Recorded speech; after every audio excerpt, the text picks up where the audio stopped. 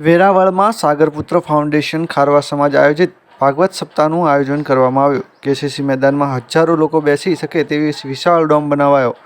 ગીર સોમનાથ જિલ્લા કલેક્ટર દિગ્વિજયસિંહ જાડેજા પરિવાર સાથે પૂજા અર્ચન કરી આરતીનો લાભ લીધો હતો. દરરોજ ભગવાન શ્રી કૃષ્ણનું જીવનની ઝાંખીના દર્શન, રાસ ગરબા સાથે સાંસ્કૃતિક કાર્યક્રમ કરવામાં આવે છે.